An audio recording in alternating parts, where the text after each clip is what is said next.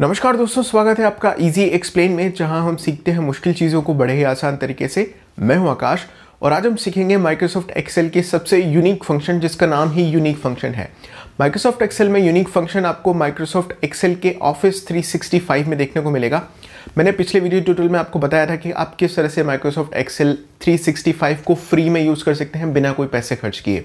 तो अगर आपने मेरा वो वीडियो नहीं देखा है तो देख लीजिए, क्योंकि मैंने उसमें ये भी बताया कि एक्स लुकअप कैसे यूज़ कर सकते हैं और ऑफिस 365 कैसे यूज़ करते हैं। तो बिना देरी के चलते हम अपनी कंप्यूटर स्क्रीन के ऊपर और सीखते हैं माइक्रोसॉफ्ट एक्सेल में यूनिक फंक्शन को।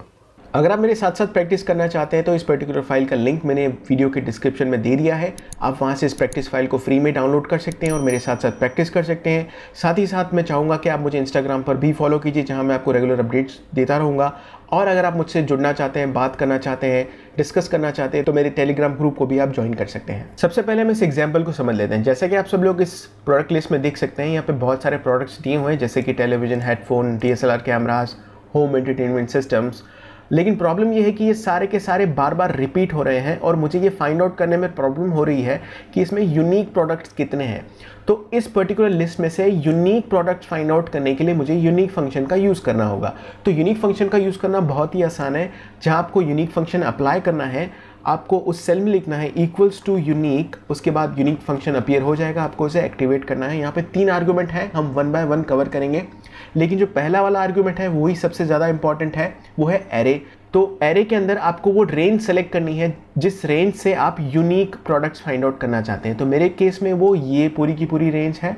मैं इस पूरी की पूरी रेंज को सेलेक्ट करता हूँ और उसके बाद ब्रैकेट क्लोज करके एंटर कर देता हूँ। आप चाहे तो बाकी के 2 आर्गूमेंट्स इग्नोर कर सकते हैं। मैं थोड़ी सी देर में बताऊँगा उन आर्गूमेंट्स का कैसे यूज़ करना है। तो मैंने क्या किया है कि पूरी रेंज को सेलेक्ट किया और एंटर कर दिया।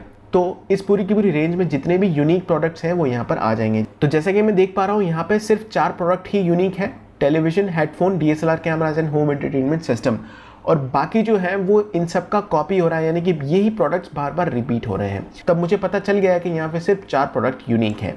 अब मैं इसको क्या करता हूँ, मैं इसको यहाँ से डिलीट कर देता हूँ। ठीक है, अब इसमें आप एरर कहाँ पे फेस करेंगे वो मैं आपको बताता हूँ। अब मैं यहाँ पे जैसे कुछ भी लिख देता हूँ इस पर्टिकुलर रेंज के अंदर। अब मैं यहाँ पे दोबारा से यूनिक फंक्शन अप्लाई करता हूँ, यूनिक। उसके बाद उस पर्टिकुलर रेंज को सेलेक्ट करता हूँ जिसमें से मुझे यूनिक फाइंड आउट करने हैं। उसके बाद ब्रैकेट क्लोज करके एंटर करता हूँ। तो यहाँ पे एरर आएगी, वो एरर है स्पिल एरर। अब यहाँ पर स्पिल एरर इसलिए आई है क्योंकि यहाँ पे जिस रेंज में unique function unique products find out करके देगा वो सेल ब्लैंक नहीं है। जैसे कि आप सब लोग देख सकते हैं, मैंने यहाँ पे कुछ लिख दिया था, तो इस वजह से ये स्पिल एरर आई है और इसकी वजह से वो पूरे के पूरे यूनिक प्रोडक्ट्स यहाँ पर शो नहीं कर पा रहा है। तो मुझे क्या करना है, इसको यहाँ से डिलीट करना है और मैं जैसे डिलीट करूँगा तो वो यूनिक फंक्शन जो है वो यूनिक प्रोडक्ट्स की लिस्ट ला करके मेरे सामने रख देगा। अब हम सीखते हैं यूनिक फंक्शन के दूसरे और तीसरे आर्गूमेंट को। हम यहाँ पे यूनिक फंक्शन अप्लाई करते हैं और हम दोबारा से उस रेंज को सेलेक्ट करते हैं जहाँ हमें यूनिक फंक्शन अप्लाई करना है। उसके बाद जो दूसरा आर्गूमेंट जो हम सीखने वाले हैं उसमें पूछता है कि आपको सॉर्ट कैसे करना है सर, आपको रो वाइज सॉर्ट करना है या फिर कॉलम वाइज सॉर्ट करना है। तो जो डिफ़ॉल्ट होता है यूनिक फंक्शन में वो रो वाइज होता है। तो जैसे ही मैं रो वाइज एंटर करूंगा तो यहाँ पे इस पूरी की पूरी रो में जितने भी यूनिक प्रोडक्ट्स हैं वो यहाँ पे हाईलाइट हो जाएंगे, यहाँ पे अपीयर हो जाएंगे। लेकिन अगर इसी को मैं यहाँ पे इस फॉर्मूला को एडिट करके अगर मैं इसे कॉलम वाइज सॉर्ट करना चाहता हूँ और कॉलम वाइज सॉर्ट करके 1 करके एंटर करता हूँ, तो ये जो है वो कॉलम वाइज पूरी की पूरी लिस्ट अपीयर हो जाएगी। यानी कि लेफ़्ट टू राइट जितने भी यूनिक आ रहे हैं, यानी कि जैसे यहाँ पे एक यूनिक है, यहाँ पे एक यूनिक है, यहाँ पे एक यूनिक, तो लेफ्ट टू राइट जितने भी यूनिक प्रोडक्ट्स इसको दिख रहे हैं वो यहाँ पे दे रहा है। लेकिन इसी केस में रो वाइज क्या होता है यहाँ पे कि ऊपर से नीचे की और जितने भी यूनिक इसे दिख रहे हैं वो यहाँ पे सॉर्ट कर देता है। तो ऊपर से नीचे तो यहाँ पे इसे 4 ही यूनिक मिले हैं और लेफ्ट टू राइट तो ये अपने आप में ही सारे के सारे यूनिक हैं। अब हम सीखते हैं यूनिक फंक्शन के थर्ड आर्गूमेंट को। हम दोबारा से यूनिक फंक्शन अप्लाई करते हैं, इस पूरी की पूरी टेबल रेंज को सेलेक्ट करते हैं। हम लिखते हैं यहाँ पर कॉमा, बाय कॉलम और बाय रो को इग्नोर करने के लिए दोबारा से कॉमा, और हम पहुंच जाते हैं थर्ड आर्गूमेंट में जहाँ पे वो हमसे पूछता है एग्जैक्टली वंस। इसका मतलब ये है कि क्या आपको सिर्फ वही फाइंड आउट करने हैं यूनिक प्रोडक्ट्स जो कि सिर्फ एक बार इस लिस्ट में आए हैं। तो जैसे कि आप सब लोग देख सकते हैं, ये जितने भी प्रोडक्ट्स हैं ये सारे के सारे कम से कम 2 बार रिपीट हुए हैं और इसमें एक भी ऐसा प्रोडक्ट नहीं है जो कि सिर्फ एक बार आया हो। तो अगर आप इस तरह का प्रोडक्ट फाइंड आउट करना चाहते हैं इस लिस्ट में से जो कि सिर्फ एक बार आया हो, तब आपको यहाँ पे 1 लिखना है और ब्रैकेट क्लोज करके एंटर करना है। तो जैसे कि आप सब लोगों को पता ही है, इसमें जितने भी यहाँ पे प्रोडक्ट्स हैं वो बार बार रिपीट हुए हैं। एक भी ऐसा प्रोडक्ट नहीं है जो कि सिर्फ एक बार आया हो, इस वजह से उसने मुझे यहाँ पे एरर दिया है। तो इस एरर को सॉल्व करने के लिए क्या करना पड़ेगा, मैं इस फंक्शन को यहाँ से डिलीट करता हूँ और मैं यहाँ पे एक यूनिक प्रोडक्ट ऐड करता हूँ। फॉर एग्जांपल मैं यहाँ पे लिख देता हूँ कंप्यूटर। ठीक है, मैंने यहाँ पे कंप्यूटर लिख दिया है।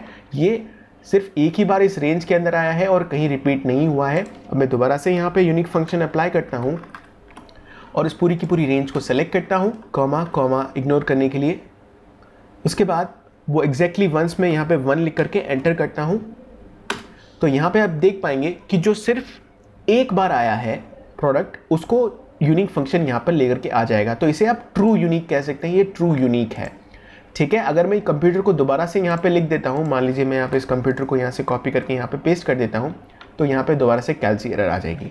ठीक है, तो मैं Ctrl Z करके अंडू करता हूँ और यहाँ पे आप देख सकते हैं कि फिर से दोबारा से जब यहाँ से मैंने कंप्यूटर यहाँ से हटा दिया था तो वो दोबारा से उसने उसे ला करके रख दिया है। इस फंक्शन के अंदर बाय डिफ़ॉल्ट जो आपका एग्जैक्टली वंस वाला जो थर्ड आर्गूमेंट होता है वो बाय डिफ़ॉल्ट 0 होता है। तो इस केस में अगर मैं 0 करके एंटर करता हूँ तो यहाँ पे सारे के सारे प्रोडक्ट्स वो लेकर के आ जाएगा। लेकिन जब मैं यहाँ पे 1 करूँगा तो वो सिर्फ वही प्रोडक्ट लेकर के आया है जो कि पूरी लिस्ट में सिर्फ एक बार अपीयर हुआ है।